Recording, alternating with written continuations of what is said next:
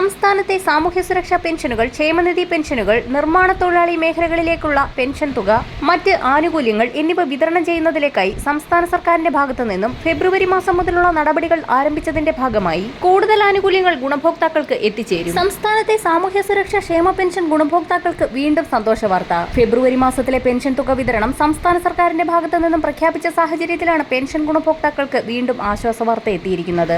55 ലക്ഷത്തോളം വരുന്ന സാമൂഹ്യ സുരക്ഷാ പെൻഷൻ ഗുണഭോക്താക്കൾക്ക് പുറമെ കൃത്യമായി അംശാദായമടച്ച് ക്ഷേമനിധിയിൽ അംഗങ്ങളായിട്ടുള്ള ഗുണഭോക്താക്കൾക്കും സർക്കാർ സഹായത്തോടുകൂടി വിവിധ സ്കീമുകളിൽ ഉൾപ്പെട്ട് പെൻഷൻ കൈപ്പറ്റുന്ന ക്ഷേമനിധി ബോർഡ് ഗുണഭോക്താക്കൾക്കും ആനുകൂല്യം എത്തിച്ചേരും.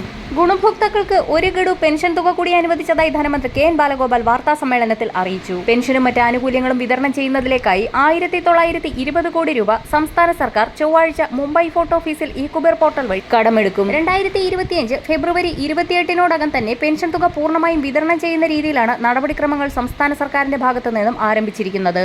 ഈ സാഹചര്യത്തിലാണ് പെൻഷൻ ഗുണഭോക്താക്കൾക്ക് വീണ്ടും ആശ്വാസ വാർത്ത എത്തിയിരിക്കുന്നത്.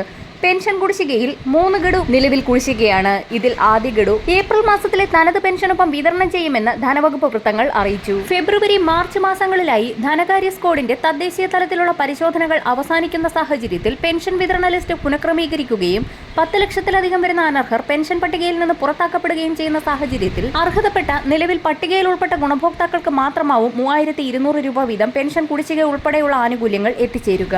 ഫെബ്രുവരി മാസത്തിലെ പെൻഷൻ വിതരണം വരുന്ന ആഴ്ച മുതൽ ആരംഭിക്കുന്ന സാഹചര്യത്തിൽ 2025 ജനുവരി മാസം വരെ പെൻഷൻ തുക ലഭിച്ച എല്ലാ ഗുണഭോക്താക്കൾക്കും ആനുകൂല്യം എത്തിച്ചേരും. പെൻഷൻ വിതരണം സംബന്ധിച്ചുള്ള സുപ്രധാന പ്രഖ്യാപനം ഇന്ന് വൈകിട്ടോടുകൂടി പുറത്തുവരും. അടുത്ത പ്രധാന അറിയിപ്പ് കെട്ടിട നിർമ്മാണ തൊഴിലാളി മേഖലകളിലെ ഗുണഭോക്താക്കൾക്ക് പെൻഷൻ മുടങ്ങിയിട്ട് 16 മാസങ്ങൾ പിന്നിടുന്നു. തൊഴിലാളികളുടെ മറ്റ് ധനസഹായങ്ങളും ഇതോടൊപ്പം മുടങ്ങിയിരിക്കുകയാണ്. ഇതിൽ പ്രതിഷേധിച്ച് വലിയൊരു വിഭാഗം ഇപ്പോൾ രംഗത്തെത്തിയിരിക്കുകയാണ്.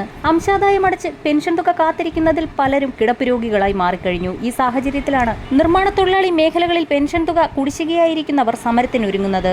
നിർമ്മാണ തൊഴിലാളി മേഖലകളിലെ പെൻഷൻ മാസങ്ങളോളമായി കുടിശ്ശികയായി കിടക്കുന്നത് വരാൻ പോകുന്ന തിരഞ്ഞെടുപ്പിൽ സർക്കാരിന് വെല്ലുവിളിയാകും. ഈ സാഹചര്യത്തിൽ സംസ്ഥാന സർക്കാർ കുടിശ്ശിക തുക ഒരു പരിധിവരെയെങ്കിലും വിതരണം ചെയ്തേക്കുമെന്നുള്ള റിപ്പോർട്ടുകളാണ് ഇപ്പോൾ പുറത്തു വന്നിരിക്കുന്നത്. വരും ദിവസങ്ങളിലെ പെൻഷൻ അറിയിപ്പുകൾക്കായി ചാനൽ സബ്സ്ക്രൈബ് ചെയ്യാൻ മറക്കാതിരിക്കുക.